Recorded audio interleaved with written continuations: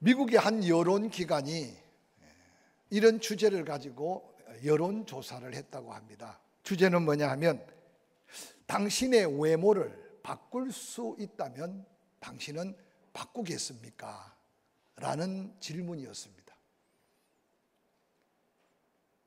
여러분 받은 질문이라고 생각하고 여러분은 어떻습니까? 그런데 놀랍게도 이 질문을 받은 남자들 중에 94%가 바꾸기를 원한다의 설문에 도장을 찍었고, 여자분들은 99% 바꾸기를 원한다라고 설문에 도장을 찍은 거죠. 이 작은 설문조사지만 이걸 통해 오늘 세상을 한번 살펴볼 수 있는 것은, 대부분 사람들이 자기 자신이 가지고 있는 외모에 자신감, 때로는 자기의 어떤 존재감에 어떤 심각한 문제를 가지고 살고 있는 시대를 우리가 살고 있다라고 이해하면, 우리의 삶에 어떤 새로운 도전과 새로운 가치를 찾아야 할 거룩한 제목이 생기지 않을까 생각해 봅니다. 그런데 심리학자들은 말하기를, 그런 자기에게 주어진 외모나 자기에게 주어진 어떤 삶의 환경에 만족을 누리지 못하고 그 불만족이 커지면 어느 날 열등감이 생기기 시작하고, 그 열등감에 자꾸만 짓눌리면 우울해지고, 그리고 삶에 엄청난 폐해를 가져오는 질병으로 이어진다고 말합니다. 성 아우구스티누스는 이런 말을 남겼습니다. 인간은 높은 산, 바다의 거대한 파도, 굽이치는 강물, 광활한 대지를 비추는 태양, 무수히 반짝이는 별들을 보면서 경탄한다. 그런데 가장 경탄해야 될 것은 자기 존재에 대해서 경탄해야 되는데, 오늘날 만물의 영장인 인간은 자기 존재에 대한 감격, 이 감탄을 잃어버리고 살고 있다라는 글을 남겼습니다. 어머니 모태에서 형성된 타고난 골격, 또한 그 외모, 인간의 노력으로 바꿀 수 있을까 생각한다면 대부분 사람들은 불가능하다라고 말합니다. 그런데 하나님의 놀라운 창조적 능력으로 이 세상에 하나밖에 없는 오묘한 존재라고, 아니 최고의 걸작품이라는 말을 들으면서도 스스로 인정하고 긍정하는 사람은 그리 많지 않다고 합니다. 특별히 세상 사람들은 그럴지 몰라도 구원받은 하나님의 백성들은 하나님의 자녀로서 크고 놀라운 섭리 가운데 구원받았다면, 아니 호흡하고 있다면 사명까지 주어져서 남은 삶을 보장받고 천국까지 보장받으며 살아가는 우리의 삶의 모습은 너무나 감격해야 되고 감동해야 된다는 사실을 도전합니다. 이제 십자가 든든히 붙잡고 하나님의 영광의 빛을 비춰가면서 마지막까지 사명을 다해 살아가야 할 존귀한 사람들이 바로 예수 믿고 구원받은 하나님의 사람이라고 성경은 우리에게 도전하고 있습니다. 여러분 스스로를 한번 다시 생각해 보시고 주변을 한번 살펴보시면서 얼마나 존귀한 자인가 다시 한번 깨닫는 이 시간이 되기를 주의 이름으로 간절히 축원합니다. 오늘 읽었던 본문은 하나님이 세상을 사랑하사 보내신 구원자 예수 그리스도께서 갈릴리 지역의 영혼들을 구원하기 위해서 전도 사역을 마무리하고 이제 그 발걸음을 예루살렘으로 향하고 있는 놀라운 말씀의 본문이 오늘 읽은 본문입니다. 그런데 지금 예수 그리스도께서 예루살렘으로 올라가는 길은 예수님이 뭔가 자원한 길보다도 하나님의 뜻을 이루기 위한 온 인류를 구원하기 위해서 십자가를 져야 하고 갖은 고난을 당해야 하며 죽으시기 위해 가는 길이라는 사실을 우리는 성경 전후 문맥을 통해 알 수 있습니다. 본문을 좀 자세히 살펴보면 예수 그리스도께서 말씀하시고 행하시는 모습이 이전에 갈릴리 지역에서 복음을 전했던 긍휼이 풍성하시고 사랑이 풍성하신 예수 그리스도의 그 따뜻한 모습과 사뭇 전에 볼 수 없었던 뭔가 계리에 찬 예수님의 어떤 또 다른 모습을 보게 합니다. 이전에 가까이서 보았던 예수 그리스도의 모습과 다른 인상을 받은 제자들, 또 예수님을 따르는 수도한 무리들, 그들도 그 같은 예수님의 모습에 놀라움을 금하지 못합니다. 그래서 오늘 본문에 보니까 예수님의 그 결의에 찬 뭔가 다른 결단의 걸음을 걷고 있는 그 모습을 바라본 사람들과 제자들의 반응을 본문은 그렇게 말합니다. 저희가 놀라고 쫓는 무리들도 두려워하더라 라고 기록하고 있습니다. 예수님께서 예루살렘으로 올라가시면서 그의 사랑하는 12제자들에게 예루살렘에서 당할 일을 오늘 함께 읽었던 본문 마가복음 10장 33절 34절은 이렇게 기록하고 있습니다. 보라, 우리가 예루살렘으로 올라가노니 인자가 대제사장들과 서기관들에게 넘겨지며 그들이 죽이기로 결의하고 이방인들에게 넘겨주겠고 그들은 능욕하며 침뱉으며 채찍질하고 죽일 것이나 그는 3일 만에 살아나리라고 말씀하셨습니다. 예루살렘으로 올라가는 예수님의 그 모습, 올라가면서 고난의 길을 예고하시면서 증거한 말씀들. 그런데 놀라운 것은 예수님이 한 걸음 한 걸음 제자들을 향해 말씀하시고 걸어가는 예수님의 모습과 마음 중심과 그 예수님을 따르는 12제자들의 모습은 예루살렘이 가까워올수록 너무 다른 모습으로 한 길을 걷고 있는 모습이 오늘 본문이 우리에게 도전하는 말씀의 놀라운 내용입니다. 고난의 길을 친히 걸으면서 예수 그리스도께서 그를 따르는 제자들에게 분명하게 전가한 말씀은 인자가 대제사장들과 서기관들에게 넘겨지게 된다. 그리고 저희가 죽이기로 결단한다. 놀랍게도 예수님 말씀대로 훗날 예수께서 산에 드린 공회에서 대제사장들과 서기관들에 의해 사형 언도를 받습니다. 그리고 이방인에게 넘겨주겠다고 하신 말씀대로 유대인들은 예수 그리스도를 죽이기 위해 이방인인 로마 사람들에게 넘겨줄 것임을 가리키는 말씀으로 로마에서 파송된 총독 빌라도에게 넘겨줘서 최종적인 판결을 받아 죽음의 십자가를 지는 모습을 우리는 성경을 통해 자세하게 살펴볼 수 있습니다. 그리고 이전에 선지자들 예언한 말씀대로 예수 그리스도는 죽임을 당하되 그냥 죽임을 당하는 게 아니라 숱한 고난을 당할 것을 구체적으로 말씀하셨는데 오늘 예수님이 친히 능욕을 당하고 침을 뱉으며 채찍질하고 죽일 것이라고 말씀하신 대로 유대인들로부터 넘겨받은 로마 군병들 잔인하고 지나치게 예수 그리스도를 신문했습니다. 그리고 능욕했습니다. 침 빼앗김을 당했습니다. 채찍질 당했습니다. 예수님의 고난의 흔적들을 말씀하는 예수 마음을 한번 생각해 보시기 바랍니다. 그러나 그것으로 끝이 아니다.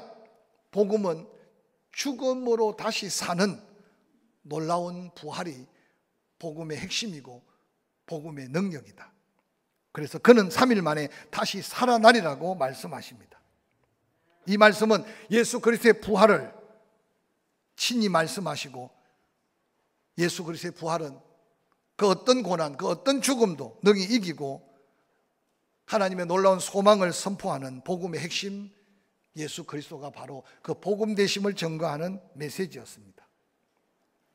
예수 그리스도께서 이처럼 누구나 이해할 수 있도록 드라마를 쓰듯이 아니면 그림 한 장 한 장을 그려가며 설명하듯이 자세하게 예루살렘에 올라가 당할 고난의 이야기를 말씀했지만 놀랍게도 제자들은 그 예수님의 말씀을 이해하지 못했다는 게 오늘 본문의 안타까운 한 모습입니다.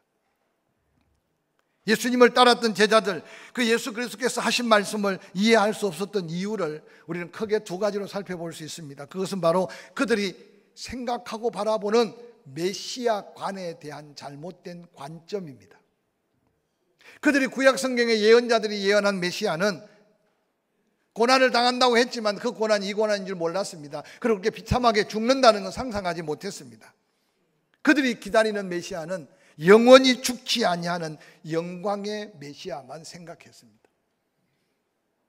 그런데 예수님이 죽으신다고 말하고 고난당한다고 말하니까 자기들이 생각하고 있는 메시아관과 너무 달라서 그래서 베드로가 그럴 수 없다고 말할 때 사탄아 내 뒤로 물러가라고 엄중하게 말씀하시면 바로 하나님의 뜻을 행하는 길을 가로막는 사탄의 생각을 베드로가 가지고 있다고 책망하고 있는 말씀을 기억하게 될 것입니다. 뿐만 아니라 더더욱 이해할 수 없었던 것은 제자들이 가지고 있던 메시아 왕국은 예수님이 지금 가는 그 예루살렘 고난의 길이 아니라 바로 영광의 왕으로 예루살렘을 로마 군병들로부터 회복하고 그리고 로마 군사들을 다 내어쫓고 그리고 만왕의 왕으로 영광의 왕으로 그들이 눈에 보이는 예루살렘의 왕국을 세우는 것이 바로 그들이 바라보았던 예수 그리스도의 모습이었습니다. 그러면서 예루살렘이 가까우면 가까울수록 예수님의 마음은 무겁기 그지없고 힘들기 그지없는데 제자들은 예루살렘이 가까우면 가까울수록 흥분되기 시작했습니다. 그리고 기대감에 부풀러 올랐습니다.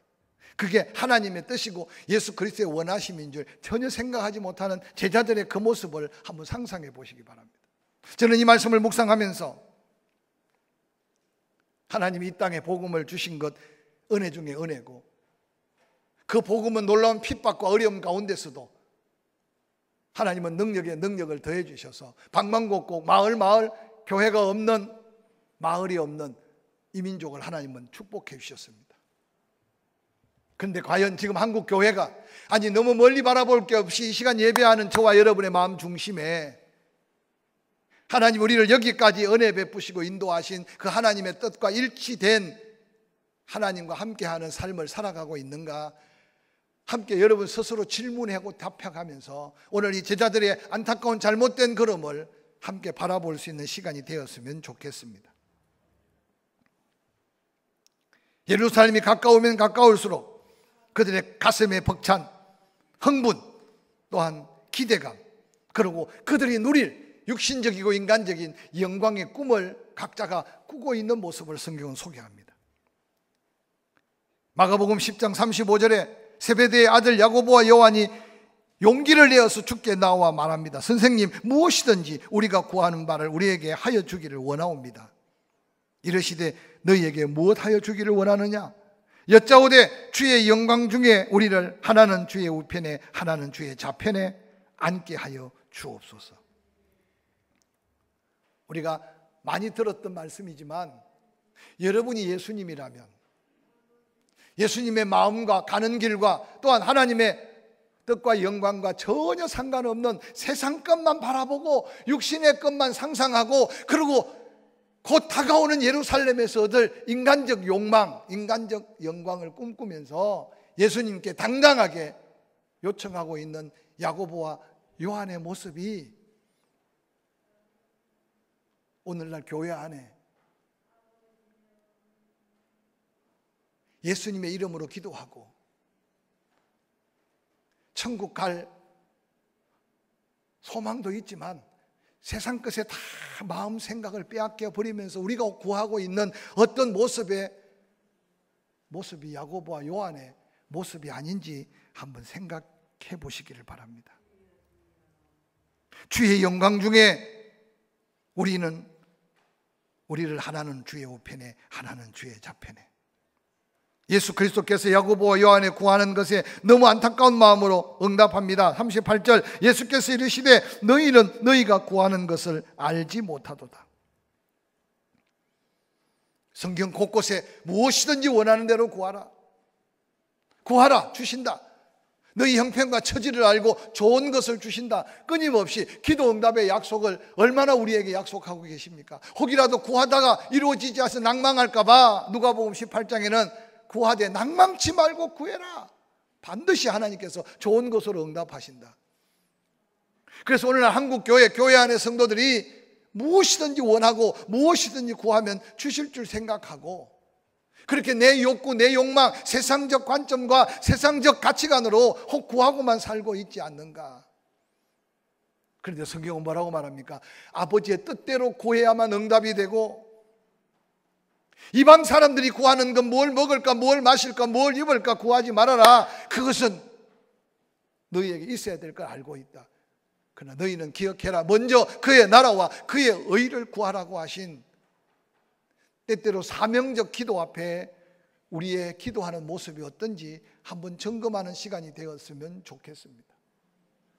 오늘 어느 날 예수 그리스도를 믿어서 나라가 복을 받고 예수 그리스도를 믿는 자들이 많아져서 교회가 부흥되고, 그래서 어느 날 예수님 왔을 당시 하나님의 이름을 파는 대제사장들과 서기관들과 바리새인들과 예루살렘의 로마와 결탁하여 있는 종교 지도자들의 부귀영화를 누렸던 그들과 오늘 한국 교회가 세상이 바라볼 때 다른 모습이 있는가를 한번 점검해 보시기 바랍니다. 아니, 한국 교회가 어떻든 간에 여러분 스스로 여러분이 은혜 받은 예수 믿어 구원받은 성도라면 내가 과연 성도답게 내게 맡겨진 직분 직임 맞게 하나님의 뜻에 한 걸음 한 걸음 주님이 걸으시는 예루살렘을 향하는 그 걸음에 내가 생각을 맞추고 마음을 맞추고 뜻을 맞춰서 걷고 있는지 한번 자신을 점검해 보시기를 주의 이름으로 간절히 부탁을 드립니다.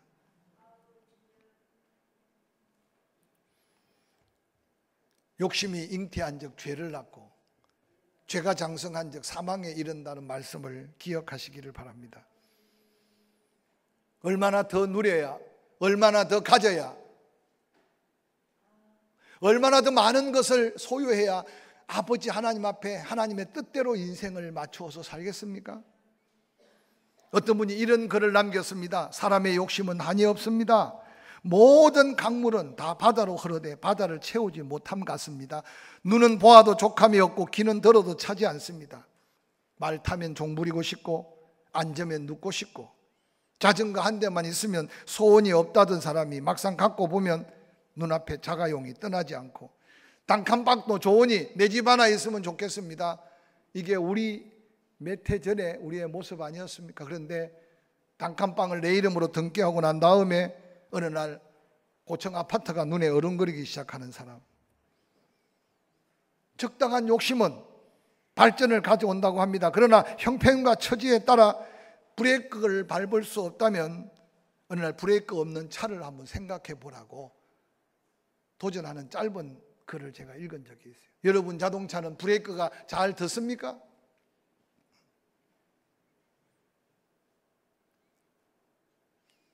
우리 교회가 구룡포에서 정교인 수련회를 할 때 집사님 한 분이 모터보트를 가져와서 교인들을 한 바퀴 씩 태워줬어요. 혼자 힘들어하는 것 같아서 내가 좀 운전해 줄까요? 그랬더니 날 쳐다보더니 아니 목사님 운전면허 있습니까? 그러더라고. 제가 얼마나 세상에 무지하면 그 뭐 고무보트 애들 장난감 같아서 뭐 운전면허가 뭘 필요하나 그냥 하면 되지. 내가 마드로스의 아들인데 생각했는데 운전면허가 있어야 되는데 면허 없으면 불법이래. 그래서 제가 손도 안 댔습니다. 왜냐하면 불법을 저지르면 안 되잖아요. 그리고 한 주간이 지났는데 집사님이 목사님도 면허 따보실래요? 그러더라고요. 그래서 저는 그래도 뭐 해양경찰관이 도와주면 그냥 쉽게 따는 줄 알고 제가 그렇게 또 그냥 세상 물증을 몰랐어요. 그래서 한번 해보죠. 그랬더니 다음 주에 책을 한 권 갖다 주는데 세상에 운전 면허를 따는 그 모범 뭐 문제집 책이었어요. 읽어도 해류가 어떤지 뭐 바다의 뭐 풍속이 어떤지 해리가 어떤지 도대체 알 수가 없는 거예요. 아 근데 지금 면허를 따본다고 문제집을 갖다 놨는데 제가 그래도 가방끈이 있는데 포기할 수는 없었어. 제 기억으로 한 3일 밤을 꼬박 샌 것 같아. 뭐 결론은 면허증을 땄어요. 근데 실기를 연습하는데요. 여러분 바다의 배는요 브레이크가 없어요. 서고 싶은데 서야 되는데 여기 서고 싶을 때 서려고 그러면 배가 쭉 지 맘대로 가버려. 그냥 방향 없이. 오늘 저는 브레이크 없는 인생이 있다는 걸 저는 그때 느꼈어요. 무언가 실었는데 무언가 가지고자 했는데 어느 날 브레이크가 없는 순간 내 목적이 아닌 내가 가고 싶은 곳이 아닌 내가 하고 싶은 것이 아닌 곳으로 포효하는 인생들이 지금 세상에 수없이 많다 그 말이에요. 사도 바울은 빌립보 교인들에게 이런 메시지를 남겼습니다. 빌립보서 4장 10절 이하에 내가 주 안에서 크게 기뻐함은 너희가 나를 생각하던 것이 이제 싹이 납니다. 너희가 또한 이를 위하여 생각은 하였으나 기회가 없었다. 내가 궁핍함으로 말하는 것이 아니라 어떤 형편에 나는 자족하기를 배웠다. 나는 비천에 처할 줄도 알고 풍부에 처할 줄도 알아. 모든 일 곧 배부름과 배고픔과 풍부와 궁핍에도 처할 줄 아는 일체의 비결을 배웠다. 간단하게 설명하면 사도 바울이 복음 전할 그때 얼마나 힘들었습니까? 근데 어느 날 빌립보 교회가 기도하고 물질을 보내다가 아마 잠깐 선교 헌금이 뚝 끊어졌던 것 같아요. 그런데 생각 밖에 빌립보 교회에서 다시 선교 헌금이 온 거예요. 바울이 너무 마음이 기뻐서, 그러면서 그 기쁨을 표현하면서 말하기를, 내가 구차하고 어려워서 그 돈 때문에 기뻐하는 게 아니다. 너희들의 마음이 다시 열려지고 생각이 함께한 게 너무 감사하다. 너희들이 이거 안 보내줘 나는 살 수 있다. 비천에도 처해봤고 풍부에도 처해봤다. 나는 보내고 안 보내고를 떠나 자족하는 삶을 살고 있다. 사랑하는 성도 여러분, 이 코로나 기간 동안 세상은 어떻게 대처하든 간에 예수 믿고 구원받아 영원한 천국까지 갈 수 있는 확신 있는 성도라면 이 고난의 때, 위기의 때를 어떤 믿음으로 살아가려고 생각하고 있습니까? 혹이라도 하나님이 온 세계를 뒤흔들고 있으면서 그 가운데 혹시 택함받고 귀가 열려있고 눈이 열려있어 영적으로 하나님의 뜻을 분별하는 하나님의 사람에게 무슨 말씀을 하고 계실까요?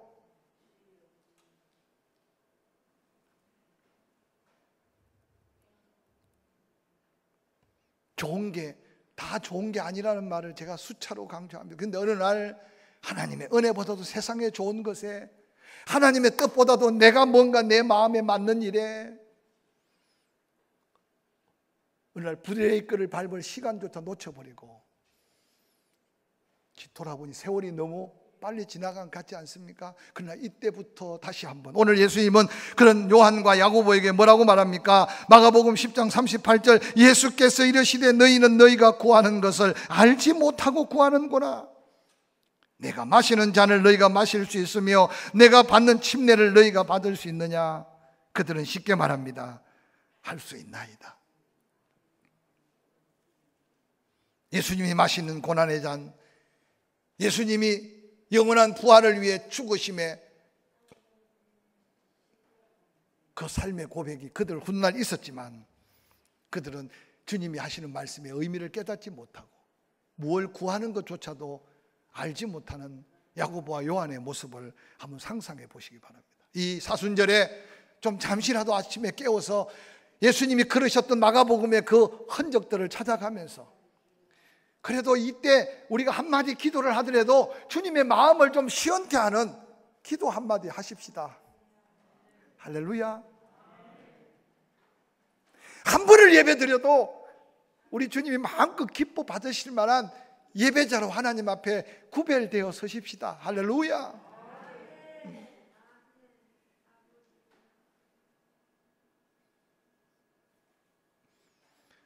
야고보와 요한 할 수 있습니다, 할 수 있습니다 외쳤지만 그들은 무엇을 해야 되며 무엇을 하고 살아가고 있는지에 의미를 잃어버리는 그들. 예수님 말합니다. 내 좌우편에 앉는 것은 내가 줄 수 있는 게 아니다. 누군가를 위하여 예비되었던지 그들이 얻게 될 것이다. 사랑하는 성도 여러분, 예수님과 야고보와 요한이 대화하는 중에 오늘 본문에 보니까 다른 10명의 제자들이 우리는 뭐냐 이거야. 마가복음 10장 41절에 보니까 10 제자가 듣고 야고보와 요한에 대하여 화를 내고 있습니다. 10명의 제자들도 그런 심각한 대화 속에 예수님의 마음에는 전혀 관심이 없었습니다. 그들은 잠시 용기가 없어 나서지 못했지, 그들도 또한 예루살렘의 왕으로 영광의 자리에 예수님이 앉으시면 나는 무엇을 구할까? 나는 무엇을 기대할까? 사랑하는 성도 여러분, 예수 믿으면 받은 증거 많고 기도하면 응답도 되고 하나님 병도 고쳐주세요. 그러나 여러분, 은혜 받았다면 은혜의 자리에 하나님의 뜻을 살피고 하나님의 마음을 헤아리는 믿음으로 그 자리를 지킬 수 있기를 주의 이름으로 간절히 축원합니다. 예수님의 안타까운 말씀, 너희 중에 다투고 있을 때가 아니다. 누구든지 크고자 하느냐 섬기는 자가 되라. 누구든지 어떠함이 되고자 하느냐 종이 되라. 제자들은 이 말씀을 이해할 수도 없었지만 들어본 적이 없어요. 오늘 과연 예수님이 제자들에게 하신 이 말씀이 한국 교회 안의 성도들에게 들려오는 말씀입니까? 내 마음에 뭔가 소중한 말씀으로 자리 잡고 있습니까? 크고자 하느냐? 섬기는 자가 되라. 어떤 이 되고자 하느냐? 종이 되어라. 그러면서 예수님은 제자들에게 말합니다. 이방인의 집권자들, 권세자들이 임의로 주관하여 고관들이 그들의 권세를 부리는 것 너희들이 보고 있지 않느냐? 그들처럼 살고 싶으냐? 여러분, 세상이 이렇게 혼란스럽지만 안타까운 것은 그 가운데 그분은 예수 믿어서 그분은 하나님의 사람답게 양심을 가지고 그래도 그들 앞에 뭔가 옳은 말을 하고 옳은 자리를 보이는 사람을 찾아보기 어려운 시절이 이 나라의 지금 위기 아닌 위기라고 생각됩니다. 과거에 장로를 대통령으로 뽑고 난 다음에 많은 분들이 말했습니다. 장로면 뭐하냐? 그러나 그래도 어떤 분이 그러더라고요. 똑같은 도둑놈이라도 예수 믿는 도둑놈이 안 믿는 도둑놈보다 더 낫다는 말을 하는데, 우리끼리 하는 말이지만 말은 안 되지만, 그래 여러분 기억하세요. 이 시대에 하나님이 진정한 믿음을 달아보고 계시면서 주님이 묵묵히 이 사순절에 당신이 오르셨던 예루살렘 길을 걷고 있는데, 여러분은 주님과 함께 걷고 있는지, 함께 걷고 있다면 어리석은 제자들처럼 딴 생각, 세상 관점, 땅의 것만 구하면서 어느 날 주님의 마음만 더 힘들게 아프게 하고 있는 그리스도의 이름만 가진 성도는 아닌지, 좀 냉정하게 하나님 앞에 선 나의 모습을 다시 되찾는 저와 여러분이 될 수 있기를 주의 이름으로 간절히 축원합니다. 오늘 예수님이 크고자 하는 자라는 뜻은 하나님께 인정받는 사람, 또한 미래의 하나님 나라의 상급을 받을 만한 사람. 결국은 뭡니까? 하나님 앞에 인정받고 하늘나라 상급을 받을 수 있는 사람은 나서는 사람이 아니고 겸손히 섬기는 사람이라는 말씀. 뿐만 아니라 다른 사람보다도 어떤 이 되기를 원하느냐? 종의 마음을 갖고 있지 않고는 높아질 수 없다는 겁니다. 그러면서 예수님이 뭐라고 말씀합니까? 마가복음 10장 45절, 인자가 온 것은 섬김을 받으려 함이 아니라 도리어 섬기려 하여 자기의 목숨을 많은 사람의 대속물로 주려 한다고 말씀하셨습니다. 예수 그리스도는 섬김의 본으로 우리 앞에 오셨습니다. 할렐루야. 예수님의 섬김은 우리의 억만가지 죄악을 대속하시되 자기의 목숨을 던져 우리를 섬겨주셨습니다. 그래서 진정한 섬김은 목숨 건 희생이 따르는 섬김이 진정한 섬김입니다. 그래서 은혜라고 말할 때 하나님의 은혜가 바로 예수 그리스도를 십자가에 못 박아 죽이기까지 사랑하신 사랑이 우리가 경험할 때 하나님의 은혜예요. 자녀들이 부모 앞에 순종하며 그 은혜를 잊지 못하는 것은 목숨 건 수고와 희생으로 자녀를 낳아 길렀기 때문입니다.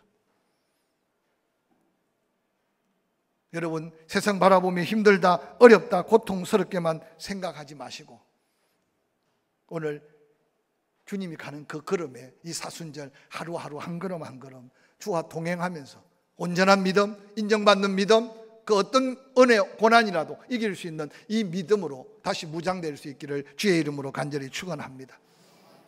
이렇게 철없던 야고보와 요한, 다른 제자들 서로 다투고 서로 투기했던 그들, 예수님의 말씀을 처음은 깨닫지 못했지만 주님은 외롭게 십자가를 지셨어요. 죽으셨어요. 부활하셨어요. 근데 부활하신 주님을 만나고 난 다음 그들이 그때 그 말씀을 다시 이해하기 시작했어요. 여러분, 12제자 중에 가장 먼저 순교의 영광을 받은 사람이 야고보라는 사실을 기억하십니까? 야고보는 뒤늦게 그 잔이 어떤 잔인지, 살기 위해서 죽는 게 뭔지를 뒤늦게 깨달았어요. 그래서 교회 앞에 모든 믿음의 사람 앞에 당당하게 야고보가 순교를 당했던 그 모습은, 비록 처음 예루살렘을 오를 때는 주와 생각이 다르고 걸어가는 길의 목표가 달랐지만 부활하신 예수 만나고 난 다음 그 주님의 마음을 기쁘시게 하기 위해 당당하게 순교의 자리에 섰던 야고보의 걸음이 한국 교회가 우리가 다시 방향을 바꾸고 생각을 바꾸고 걸어야 될 믿음의 걸음임을 기억하시기를 주의 이름으로 간절히 축원합니다. 주일 하나 가지고 우리가 잔소리 들어서 되겠어요? 11조 하나 가지고 우리가 잔소리 들어서 되겠느냐고요. 어려운 사람 좀 도와주자 이런 소리 들어서 되겠냐고요. 함께 용기 있게 예수님 앞에 나타난 요한은 어떻게 됐습니까? 12 제자 중에 가장 오랫동안 살았던 제자가 요한이에요. 어떤 분은 주석에 그런 글을 남겼더라고요. 야고보처럼 담대한 믿음으로 한순간 순교하는 것도 믿음이고, 그 고난의 세월 동안 삶의 자리 같고 죽음의 자리 같은 그 자리를 순교자적 믿음으로 묵묵히 생활적 순교, 삶의 순교를 감당하면서 하나님 영광 위에 살았던 사도가 요한이라고 말합니다. 말씀을 마무리하려고 합니다. 주님이 오르셨던 골고다의 고난의 길을 한번 다시 생각하면서 한순간 믿음으로 당당하게 순교의 자리에 서도 설 수 있는 믿음으로, 아니면 몸은 자꾸 노쇠해지고 삶은 여러 가지 어렵지만 요한처럼 삶이고 순교자의 생각으로 묵묵히 예수와 동행하면서 주님 앞에 선 우리의 모습이 하나님께 영광이 되고 세상 앞에 아름다운 빛된 모습으로 우리의 남은 생에 우리의 모습을 통해 또 다른 믿음의 사명자들이 불일듯 일어나는 하나님의 사명의 자리를 지켜가는 저와 여러분 될 수 있기를 주의 이름으로 간절히 축원합니다.